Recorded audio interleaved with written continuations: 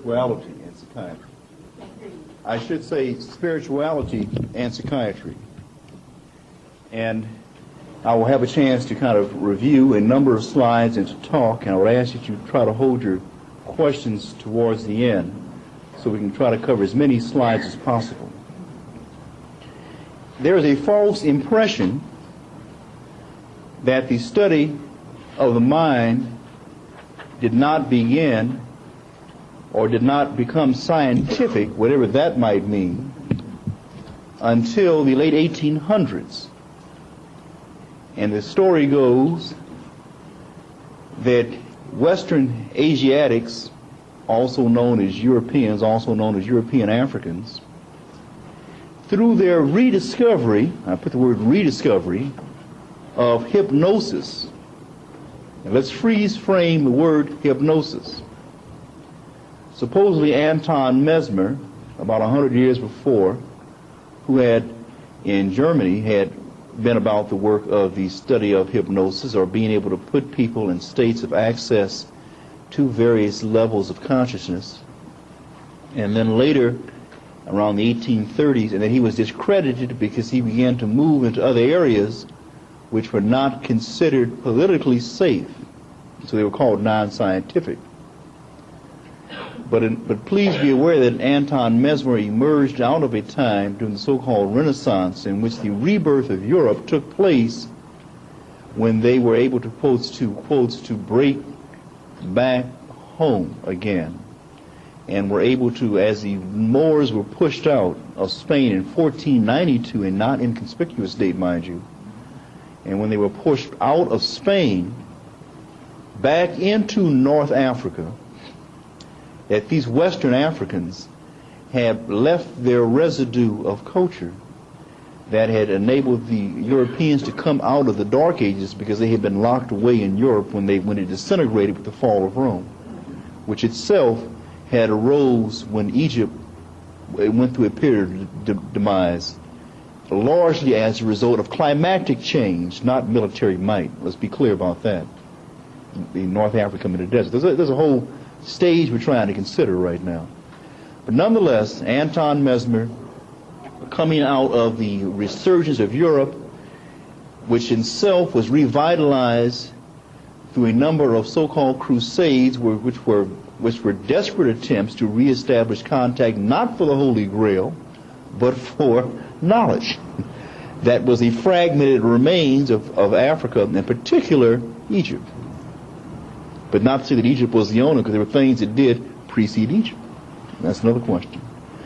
But back, Anton Mesmer, 1600s, and then later in 1700s, and then later we have the Charcot, and then we have a person that you've heard much about by the name of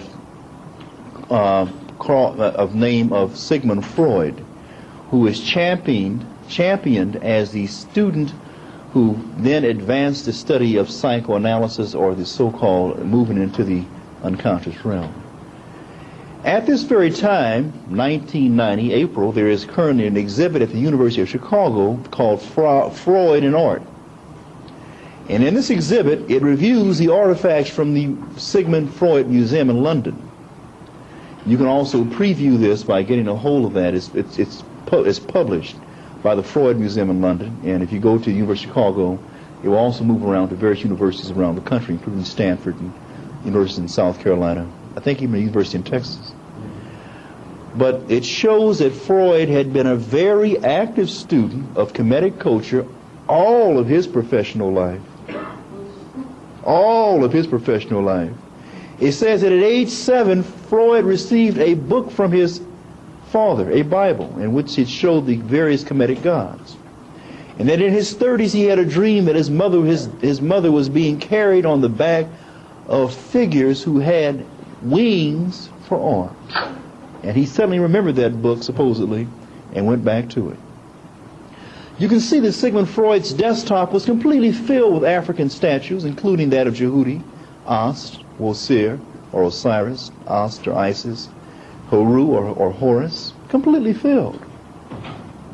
You can see that he even, every morning he got up, he rubbed the baboon, a symbol of Jehudi, every morning in a traditional way, because he was, and then if these were, that he surrounded himself with these items, and they were largely, especially Wosir, the so-called god of Amenta, or Amen, or the special place of the abode of the god, this all-black world, and you say, oh, he was studying African. He liked these things because they were nice artifacts. Right over his couch in which he analyzed, we'll show pictures of it in just a minute, he analyzed his patients in 1936 in Vienna. He had a picture of Ramses II of Abu Simbel. Now you know that statue of Ramses II in Abu Simbel is as black as you want to see. You can't look at that statue and say that's nothing else than what a brother is. And the child of a black woman. Can't see it any other way than it is. So that to know that, and then to see in this picture taken on his desk by Engel in 1936, he had a copy of the book Moses and Monotheism sitting right on his desktop, in which he wrote it 30 years before and didn't dare publish it until a year before he died, until he moved to London, because he knew the time. He knew where he was. And at first I was mad when I read that, but I had to just say ahead and submit to reality. The man knew that if he wrote the truth about the origin of the Hebrew faith, he would lose his life. He would certainly gain no international exposure. He would certainly not be able to advance his rediscovery of Amenta. And there were others who preceded him. This was not a new thing, study of the unconscious. And so he saw that when he went to the study of the unconscious, it was like being an archaeologist, that there was a living library inside of all of us. That we had the burning of the physical libraries, but there was a thing inside of us that gave us a doorway to the library of life, for want of a better word, which Africans call a menta, the special place of the abode of God, that bound you back to the primeval waters of Nun, N-U-N. And Nun is everything. Everything. Everything that was, is, or will be. Because time is an illusion in certain respects when you get deep into it. So that these are important things to consider. And as we approach this question of psychiatry and spirituality, the spirituality precedes the psychiatry by many, many, many thousands of years. And at this current time, the little slice that we're going to call psychiatry is a political determination. It's also a biological determination based upon what humans, in quotes, just be afraid enough to look at. Because fear limits to a degree. Fear of good things and bad. And also as to what kind of and also where we are in space also limits, and also what the seasons are in terms of what particular deities are operative at this time and their interplays.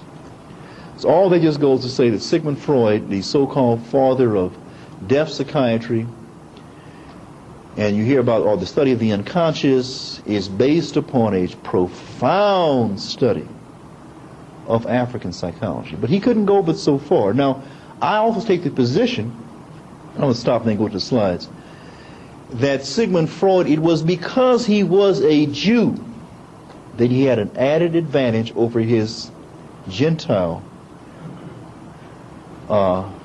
peers. Why?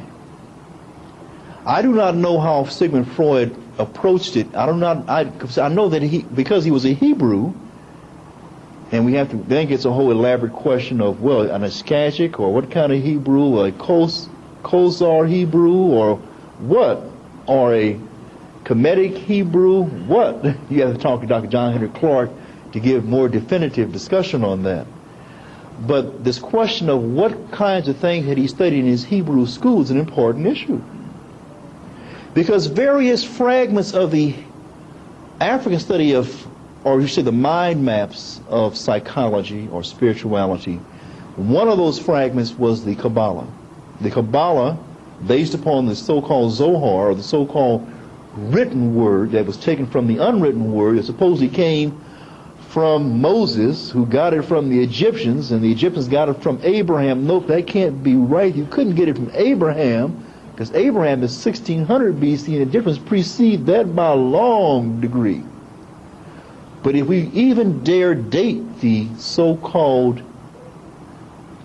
Exodus, in which Sigmund Freud in his book Moses and Monotheism did document, Sigmund Freud said that Moses was an Egyptian, a Hierophant priest. That's in his book Moses and Monotheism. You can buy it in paperback. It only costs you $5 a day. And that he was a Hierophant priest who left shortly following the time of Akhenaten. And then you have to ask yourself the question, now the Jews, the Hebrew translate that it was Ramses II. And then Manetho says what? No, this period of struggle between the so-called Asiatics was not 75 years, but 450 years, compromising not only the 14th and 15th dynasties, but really culminated with the 17th dynasty and 18th dynasties when Thutmose III finally pushed them back to the eastern borders, northeastern borders, as far as the origins of the Danube in Europe and way east in terms of Asia. That this struggle between the Europeans and the Africans as the Ice Age and the drought continued. But noticed that it was the so-called Book of the Gates that was talked about during the New Kingdom that forms the core of the Jewish Kabbalah, or the so-called Path of 32, with the so-called 10 Sephirah. So we have to, and then the Africans had 14 gates, and then or 12 gates, or later 14, and later up to 22 stations. So these are actual mind maps, or if you will, portals that lead into domains in the primeval world of none. These are doors, if you will. These are notes. I was speaking to a brother, if you will. These are doorways that can lead into vast areas of information in terms of collective unconscious memory. So I just had to give that kind of historical backdrop to say that it was because I think it was that Freud had an added edge. His study in the Hebraic schools, I find it impossible that he could have studied in the Hebraic schools in the so-called traditional training and not have been exposed to various things in the Zohar. But he will not give that up in Moses monotheism. That you got to bring to it on your own. You got to bring that to it on your own. But it's binding us back, because it says what? That the Zohar was given to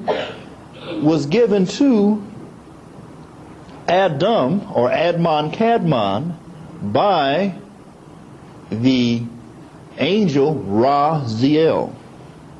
I submit to you the name Raziel is close to the name sun god Atum Ra. We will have a chance to look at the African images of sun god Atum Ra in just a few minutes. So this is a backdrop just to say what? That the Africans really knew its spirituality, and probably the best example of it is when we found a somewhat intact tomb in Tutankhamun's tomb, in which they had the sarcophagi placed and the symbolic steps. 4 sarcophagi placed one inside the other, with the second and third sarcophagus boxes being separated by a linen sheet with gold stars on it. That suggests, at least when they talked about Africans, our identity, and when you say, who am I? They said each person was a complex person. You had at least 5 or 6 levels to you. You had a mineral body, a physical body, you had a mental body, and you had a lower and a higher aspect, a dog and a human, and you had a soul and you had a spirit. And all of these were different components of you that coexist at the same time, but the time that you call death or birth, at birth they all came together, even prior to birth, and at death, various ones went different ways. But you had to, when Africans said that I'm dead, they meant you didn't know these 5 or 6 or 7 parts of yourself. So you had to know them. So with that as a prelude, let me be quiet now, more quiet, and move on to the slides. The first one is a slide of what they call the Eye of Heru. the eye of Horus. Now they gave an allegory, and the allegory was what? It was a fable with many levels, many metaphors to it. And in this metaphor it says, yes, there was a time that they had this brother named Wasir or Osiris, the Greek name, or Wasir. And Wasir was a lovely brother. He went out and he taught everybody around the planet how to grow grapes. How to grow grapes and how to plant their food. And they went from being cannibals or living on the meat of each other to learning how to fertilize the crops. Knowing how to fertilize the crops is a bringing on a knowledge of science. You then begin to judge things based upon light, dark cycles and planting cycles and water, rain cycles, accumulation of capital. So that's a real complex thing. And then supposedly he got into a tussle with his brother named Seth, and Seth had him locked away in a casket and then did him in ×2, and his wife had him resurrected ×2, and then he finally was cut up in 14 pieces and thrown into the river Nile, and then she recaptured all 13 pieces, mind you, only losing one, or his phallus, which was swallowed by the catfish. All of these symbolic statements, mind you, and then the catfish that has no skeleton, it's all cartilage. Another thing on calcium, mind you, very, very complex. On calcium, mind you, very, very complex. And so that then when Horu, who wanted to avenge his father's death, fought with Set, Set did him a mean deal and broke his eye, his left eye. But don't worry, Jehudi was on the scene, the god of magic, science, and writing. And Seth and then Jehudi restored his eye, meaning that the knowledge of magic and science and writing was given to him as this new eye. And this was the eye of Horu. But then Seth did not get away, because then Seth grabbed the testicles of Seth and took away his progeny. Cut him off. So these are very complex biological statements. This is the eye of Horu. And listen to what our people said. Now, it was written about throughout the dynastic era. It was written about in the pyramid text, 2700 BC. I'm talking about the eye of Horu. During the coffin text, which was written on coffins, 2000 BC, before the birth of Christ, 4,000 years ago. The eye of Horu, detailed biological, anatomical, physiological, psychological studies of super advanced psychiatry. Super advanced psychiatry. Talking about soul, spirit, mind, and all these things. And then the New Kingdom version called the Book Coming Forth by Day. But here's one that says, for example, the numbering of the eye. This is taken from the coffin text by R.O. Faulkner. I know the souls of Kitamu, being among the fowls of Wasir of Deju, having power over water, not walking head downwards, not dying another time. In other words, not being so confused that I misunderstood everything. That when you walk with your head down, what are you seeing first? The ground. We're also seeing the lower, what we call the lower astral planes. So it says a person who walks with his head down, when they look into the spiritual realms, they will see the lower elements, what is also called the elements of vampires, ghosts, demonic forms, possessed evil things. So somebody else who has a hint of spirituality and is seeing that kind of stuff is seeing just a certain lower aspect. But jumping here, it says the number, it says, hail to you. It says, knowing the souls of kindred with a plumb is stuck to the shoulder of Osiris, the red crown shines in the bowl, the eye is eaten, and he who sought it is fetched. I know it, for I have been initiated into it by the Shem priest, and I have never spoken or made a petition to the gods. I have come on an errand for Ra in order to cause the plume to go into the shoulder of Osiris, to make complete the red crown in the bowl, and to pacify the eye for him who numbered it. I have entered as a power because of what I know. I have not spoken to men. I have not repeated what was said. In other words, certain things you don't give out to those who are not prepared. Hail to you, souls of kingdom. I know that Ra desires the plume which grows, and the red crown which is complete this temple, and rejoices was allotted to it. So in other words, there was a numbering of the eye of Faru. And as you can see, every aspect of this symbolic eye is given a value, with the pupil being, and is based upon the two system: 1/2, 1/16, 1/4, 1/8, 1/64, and 1/32. If you add all these up, you will come to a number of 63 64ths. And talking to a brother who I consider to be my teacher, Dr. Alfred Ligon, in Black Studies in Los Angeles, he made known that the missing 1/64th was the difference between an initiate and a student. A non-initiate and a student. That when you went from a level of being not knowing to knowing, you then had, quotes, the small case I became capital I. In other words, you had moved up your spinal column, or you had raised your kundalini, you had raised your ureus, you had activated your eye of inner vision, the eye of the, as talked about, we call the pineal gland. So there was a physiological change. But let's move ahead. Very quickly, the Africans called the serpent the ureus. They had observed that there was a spinal column.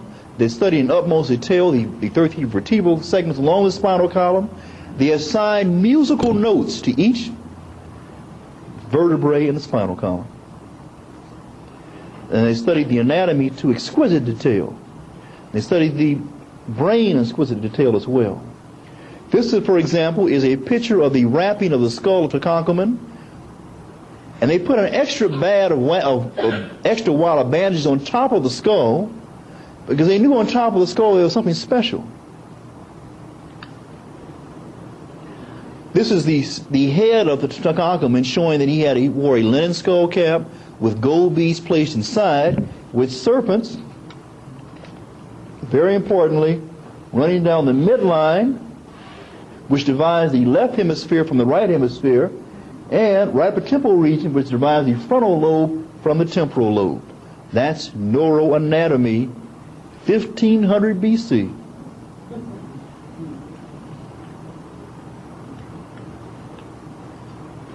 And this, from the tribe of Tutankhamun, they even show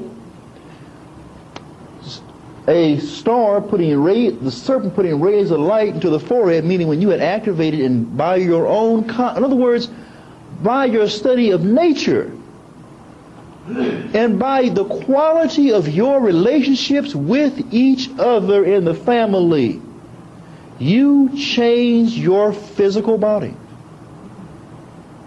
Your physical body would change and secrete very powerful hormones that would shape and modify the physical body depending upon how you relate to each other and to being in step with the laws of nature. Rays of light being put into the forehead, where you saw the wad of bandages present when Tutankhamun's head was wrapped. There is only one thing in that location that is light sensitive, and that is your eye of Haru, or the so-called pineal gland. This was 3,333 years before it was rediscovered by Axelrod and Workman in 1958 in this country, before Westheimer rediscovered that. They thought the pineal gland was a vestigial organ, had no connection to sunlight, and did not release any kind of hormones. Close-up view. But notice this was written about as far back as the so-called Old Kingdom, 3200 BC. So you really have to say 5,000 years. But when Rosalind Jeffries comes here later on this afternoon, she can pull out her slides showing pictures of Africans who had carved images of their heads with this circle around the center of the forehead 30, 40,000 years ago. In Africa, in our home. Those 6 mummified figures that had rays of light being put in their forehead are given these names. This is one name that was being given by a translator named Piankanov. the praiser, the opener, and check this one out, the charis, or fine stuff. I mean, are people writing that the number, again, that the fourth one, the so-called D factor, the 1/4 of the pupil, or that D that relates to the door, is called fine stuff. Now these are, at that time, these are the 6 component parts of a human. Part of it is called corruptible flesh. Part is called incomplete. Part is the charis, or fine stuff. Another one is called the opener. Another one the praiser. Another one the morning. Another one the so-called serpent, or uraeus. These are 6 parts of the human as Africans define their knowledge of what psychology was all about. You can get this in the book called The Shrines from Tutankhamun by Piankinov. Or also a book was going to be available later on tomorrow that I help produce and others have helped me with, called The African Origins of Biological Psychiatry. And we'll have the Black Dot Part 3 article which has all this in it. There also will be another article available later on today that is entitled the select references from the coffin text on the Eye of Haru, which will be available later on this afternoon. So these different 6 things, the submerged one, ejaculator, indurator, baby swallowing clothes, these were another set of 6 figures that were used. Another set of six that were used. The submerged one, question mark, ejaculator, indurator, baby swaddling cloth, and morning bark of ray. Now, the image that Africans had of themselves going into the primal waters of Nun, or in Menton, that Nun was pictured as being all black. Anything that was in Nun was pictured as being all black. Seer, the god of the underworld, was called the perfect black. But notice how black can be used. Not meaning dirt, but beyond physical comprehension. You've heard of this thing called the Veil of Isis? You've heard of somebody called Cinderella? Well, Cinderella it was just somebody else in Europe trying to cover up the story of Isis, because Cinderella is based upon the story of Isis. Cinderella means what? The lady who put cinders, painted her face black. The European African who painted her face black, and she refers to the veil of Isis. What color is the veil? Black. Said that she was so tough that she says, I know you can't follow me when I pull this veil out. You can't see me behind this veil. Because you have to have the right kind of heart, something that is not logical, but to be able to, quote, to be in step with and to perceive. This is the left eye of the Eye of Haru. It is flanked by the uraeus serpent and the Udachet, or the so-called vulture, where Udachet and Nekegbet was the god of the upper Nome, of Upper Egypt, and Udachet was a god of the lower Nome, or so-called Delta region. In other words, that as you approach from the coastline of Africa and went inland toward the home, towards the Great Lake regions of home, then the serpent was transformed and rose up and became a flying thing. In other words, you rose up. You can then transcend, or you could then go, as you begin to go back home, to your ancestral origins. But notice how these origins were defined. It wasn't defined as it being unadvanced. No such thing. When we read about the papyrus of Turin, it says that 36,000 years ago, it was a time not of the people who were undeveloped, it was a time of the gods, followed by the time of the immortals, followed by a time of the heroes, later followed by the time of dynastic Egypt. So there was an actual regression that took place over a period of time, then a later resurgence. I need you to step back so they can see the slides. Now this is a very important slide, again, in terms of African psychology, showing again the Eye of Haru, but this is now, for the first one was the right, this is the left eye. And again, it is the left eye that is damaged by Seth. And here we see the crescent-shaped moon, in which Yehudi is flanked by 2 figures, sun god Ra, and Tutankhamun is flanked by sun god Ra, and Jehudi on the other side. And it relates to the relationship of the moon to the Eye of Horus. Now, current day science has not even rediscovered what is the relationship with the moon. They know that sunlight has an influence upon the Eye of Horus in our vision. But what is the relationship of the moon or the 28-day lunar cycle upon the Eye of Horus? That is even not known. I mean, that's still yet to be rediscovered.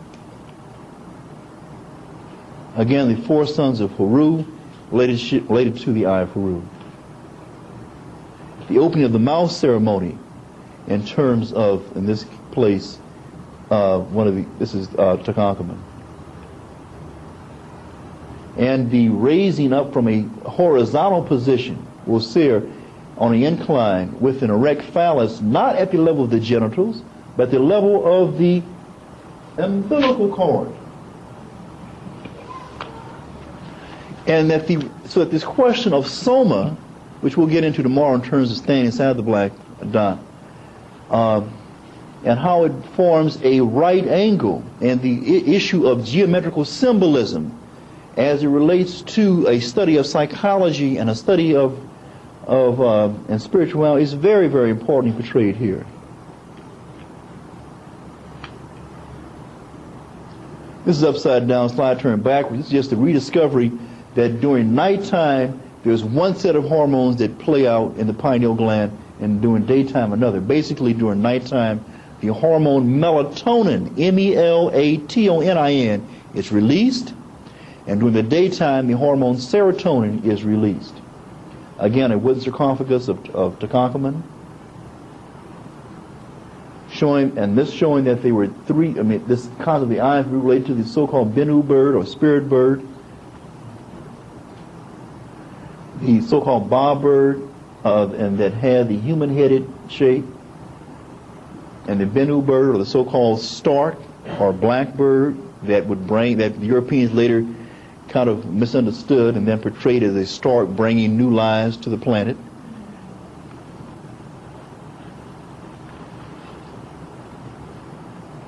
And the concept again of the Immaculate Conception, in which the Ba bird as above, not immaculate, but as above the person who has passed away, and that a person hovers over one's physical body. You call it the change of life madness. Women too. As the physical body dies and the spirit body rises, something has to let you see that there's something else beyond the grave. So I'm told. Black females, again in this age group, it kind of drops down to 9% in the fourth decade, then bounces back. Black females, again in this age group, it kind of drops down to 9% in the fourth decade, then bounces back, drops down, 9, then drops, percent qualification, it drops down in the fourth decade, very low in the fifth, and begins to rise again in the sixth. Maybe, so there's a fluctuation across the various decades.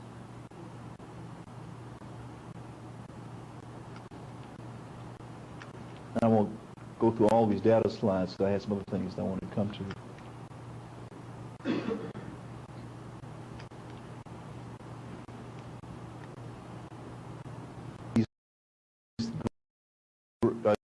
Again, these are all black folks, and it's pretty much just kind of even. But there is it does fluctuate some, but it remains kind of constant. But for the white group, again, that numbers would be way up here.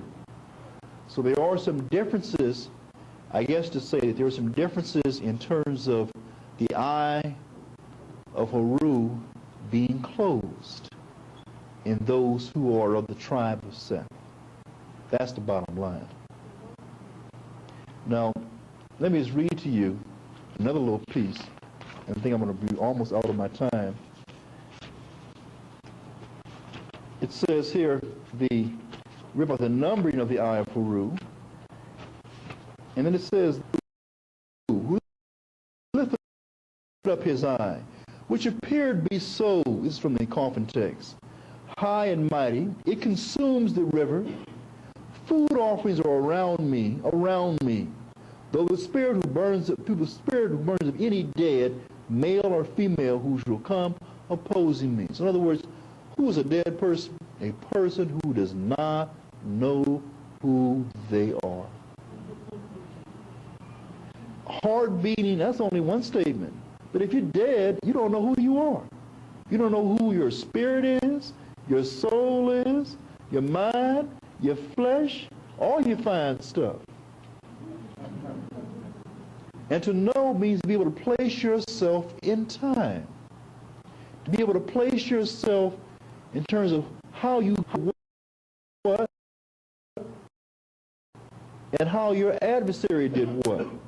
And what has your family been working on to accomplish over the decades? What's your family's thing? What's your totem? What is your family's call? And what's your call? What's your call? What is your show enough real deal? What turns you on? What's your perfect thing? What do you do that just sends you through the ceiling? What is your thing? So these are important questions I would raise up. Now, please hear this. O.N. take the eye of Haru, prevented him from consuming. O.N. of which the gods are afraid. O.N. Haru has attached his eye to your forehead for you in its name of great of magic. Again, this is from the coffin text. O.N. take that of which the gods are afraid. Yes, they are afraid of Haru. O.N. take the eye of Haru against which Seth acted.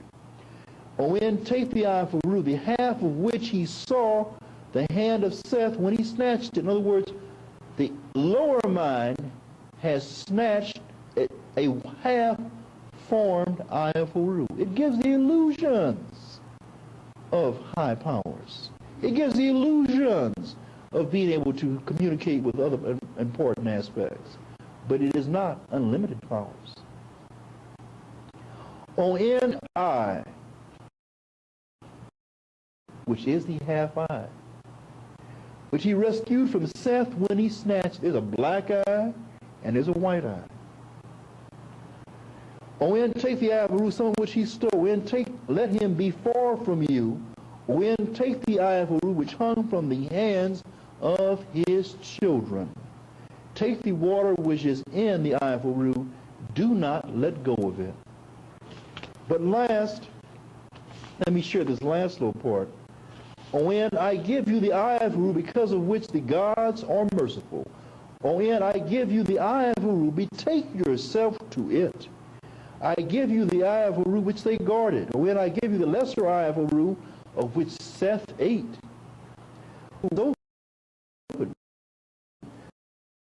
The pupil which is in the eye of Haru, eat it. What color is your pupil? What color is any pupil? What is blackness? What is chaos? What are the gods of chaos? What is the primal waters of none? When I give you the eye of Haru, and you will not be ill.